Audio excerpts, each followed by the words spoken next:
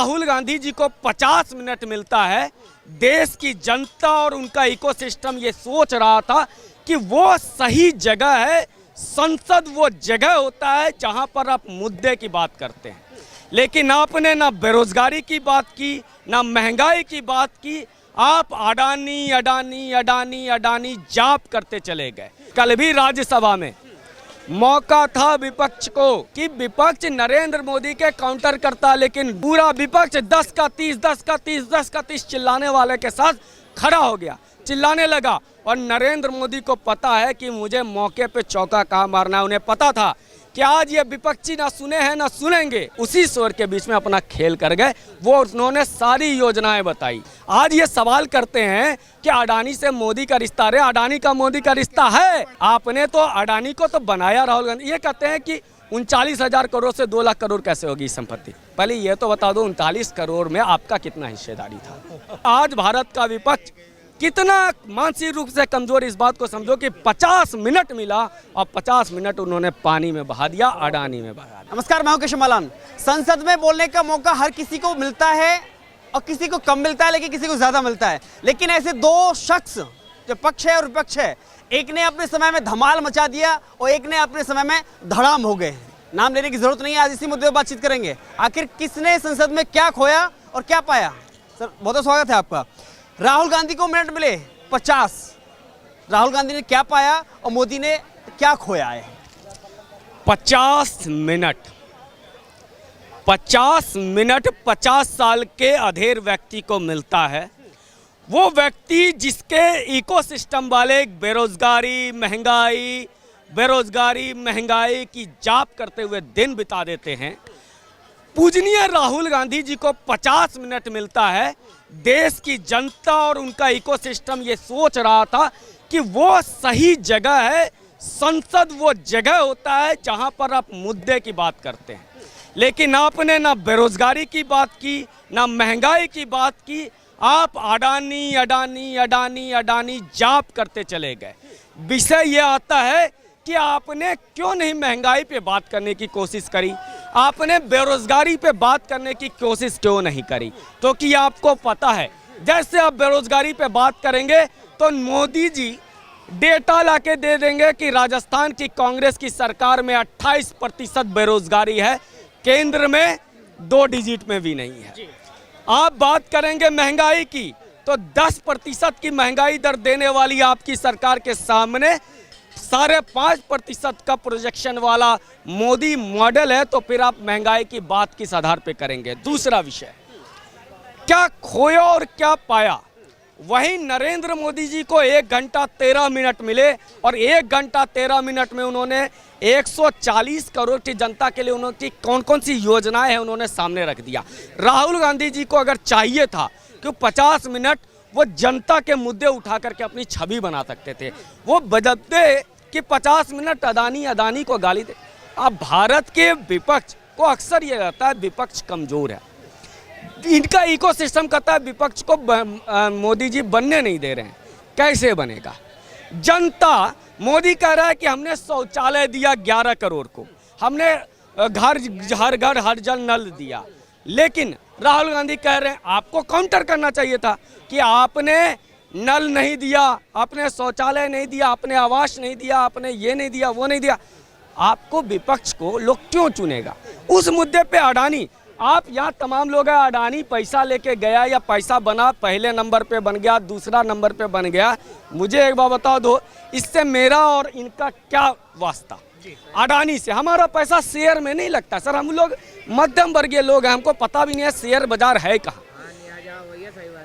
हमें। और वो कहते हैं उस मामले पे हम संसद में चर्चा चाहते हैं, बहस करेंगे।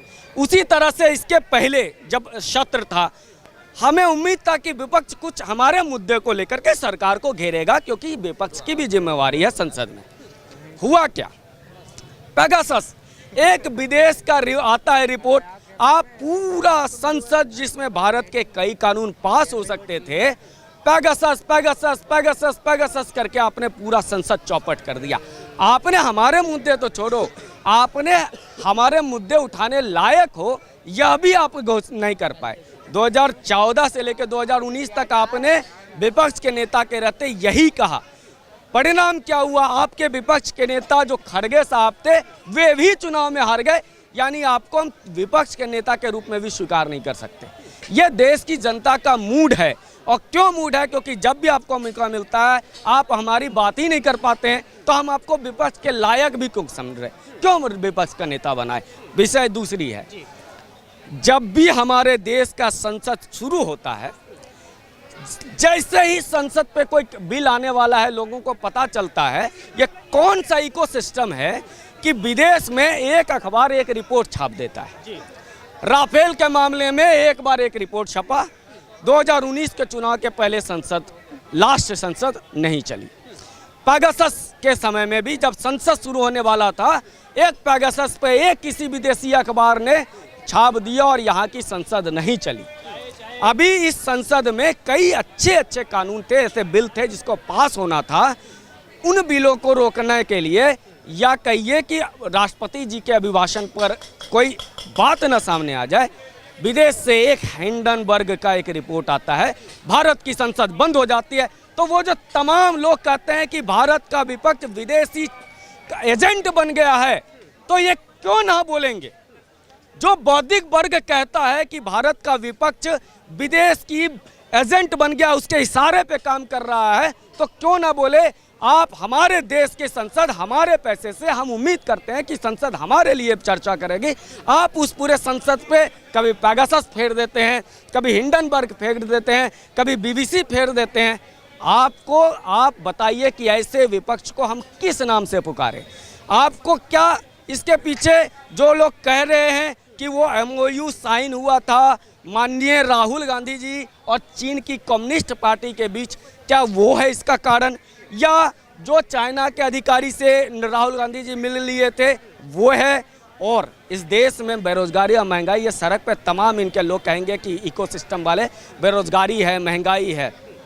जब 80,000 का LV कंपनी का सॉल लेकर के संसद में गरीबी पे बात करने उठते हैं ना सर, तो हमें लगता है कि आप हमें गाली दे रहे हैं।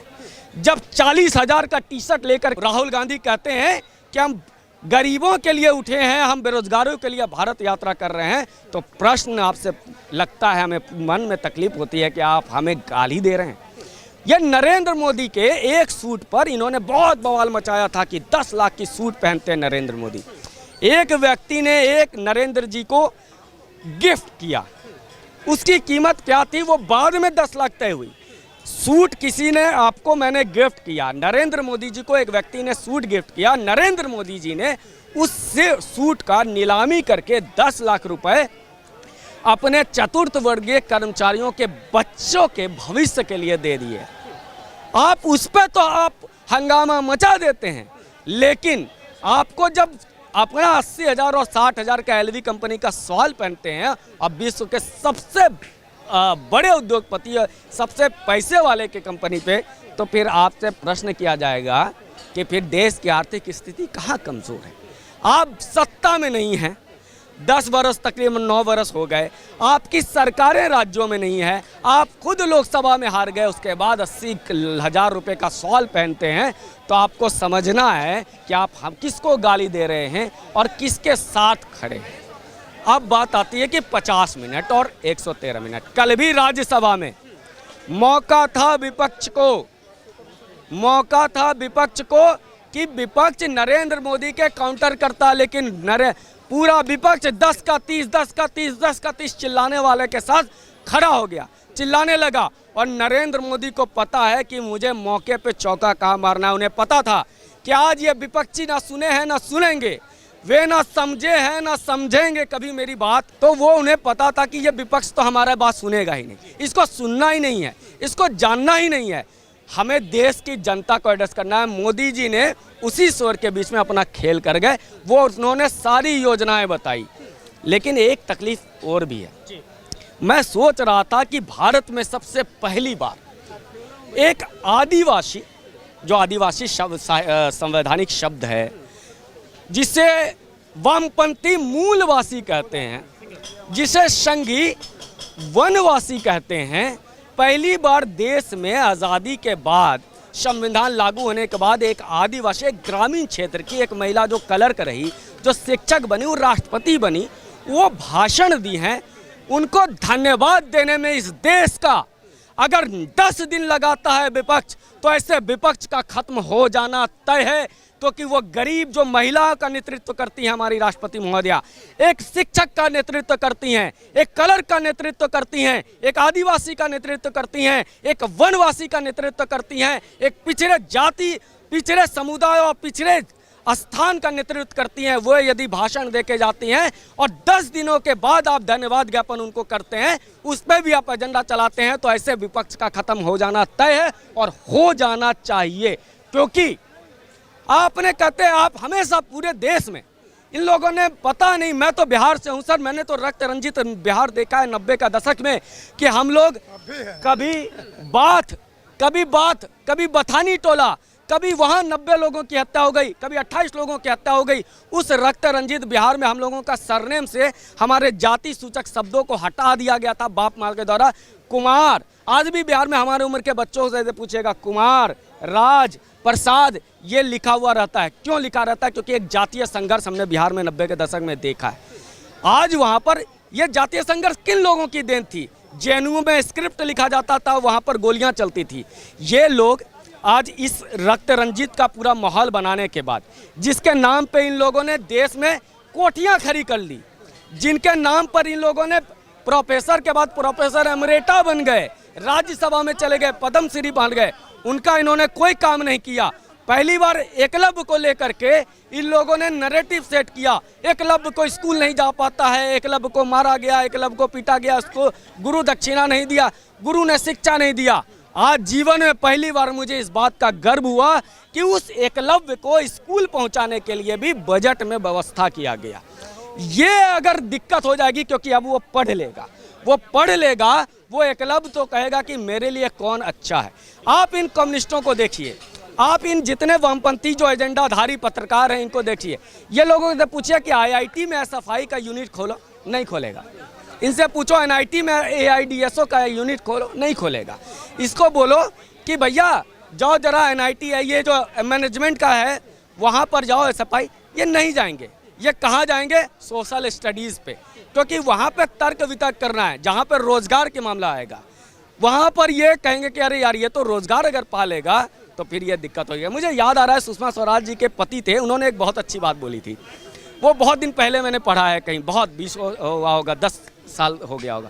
उन्हें कहा था कि 25-30 साल का कोई लड़का अगर कम्युनिस्ट है नहीं है, अगर उसकी विचारधारा में थोड़ा कम्युनिज्म नहीं है, तो समझो समथिंग प्रॉब्लम।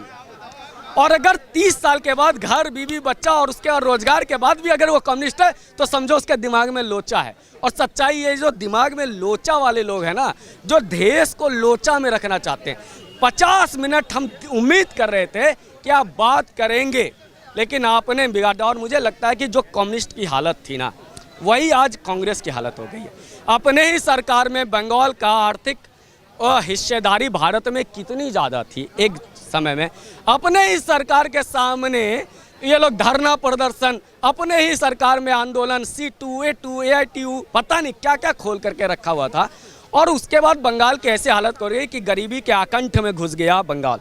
और वही हालत कम्युनिस्ट। और कम्युनिस्ट का क्या था? एजेंडा बहुत अच्छा चलाते थे, विषय बहुत अच्छा रखते थे, मन की बात लगता था, लेकिन सत्ता में नहीं आते थे, क्योंकि सत्ता में तो वही आएगा ना जो उसको मदद पहुंचाए। आखिरी सवाल, राहुल अगर सवाल कर रहे हैं कि अडानी से रिश्ता क्या है, तो बता क्यों नहीं रहे मोदी जी? अडानी से रिश्ता ये है कि भारत का एक व्यक्ति है जो विश्व में अपने रोजगार को, यूपीए सरकार में 2010 में सबसे पहली बार जो अडानी को विदेश में प्रोजेक्ट मिला, ऑस्ट्रेलिया में 2010 में मनमोहन सिंह के राज में, 11 में मिला किसी दूसरे देश में, मनमोहन सिंह थे प्राइम मिनिस्टर, और आज मिला। तो एक रिश्ता यह है कि भारत में सबसे ज़्यादा रोजगार, जिसको लेकर के सरकार हमेशा कमज़ोर रहती है, रोजगार देते हैं अडानी। जो सरकार के पास एक सीमित सरकारी व्यवस्था होती है उसमें रोजगार दे सकती है सरकार, चाहे कोई भी सरकार हो।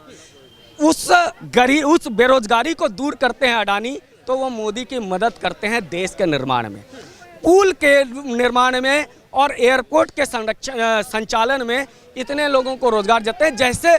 और ये रिश्ता वही रिश्ता है जिसको जो जीएमआर का कांग्रेस के साथ था, जो जीएमआर को दिल्ली एयरपोर्ट को जीएमआर को कॉन्ट्रैक्ट कांग्रेस ने दे दिया। इन्होंने बताया कि मेरा तेरा मेरा रिश्ता क्या। आज ये सवाल करते हैं कि अडानी से मोदी का रिश्ता, अरे अडानी का मोदी का रिश्ता है। 2004 के आसपास देखिए अडानी को गिरफ्तार किया गया था, किस मामले में? गुजरात में दंगा के मामले में। वो दंगा जो एक ट्रेन को जलाने के बाद दंगा भड़की थी, जो निर्दोष हिंदू कार सेवक अयोध्या से जा रहे थे उनको जला के मार दिया गया, 60 से ज़्यादा लोग मर गए। उसके बाद दंगा भड़की, बगल में महाराष्ट्र में कांग्रेस की सरकार, राजस्थान में कांग्रेस की सरकार, और उनसे मांगा गया कि भाई पुलिस फोर्स दो, 10 दिन तक नहीं दी। दंगा में गुजरात को झुलसने दिया गया। उसके बाद चुन चुन के लोगों को पकड़ना जा रहा था क्योंकि आरोप हटाना था अपने माथे से और किसी के माथे पे देना था। जैसे दिल्ली में जब जामिया में बस जलाया जा रहा था, मनीष सिसोदिया ने क्या ट्वीट किया था कि दिल्ली पुलिस बस जला रही है। वो मनीष सिसोदिया ने ये नहीं कहा था दिल्ली पुलिस तो आरोपी नहीं बना रहे थे, दरअसल जो मुख्य आरोपी था उसको बचाया जा रहा था। जिस शाहरुख जो पिस्टल पे गोली चला रहा था, दिल्ली दंगे में वीडियो आ गया। शाहरुख को अनुराग मिश्रा, रवीश कुमार क्यों बता रहे थे?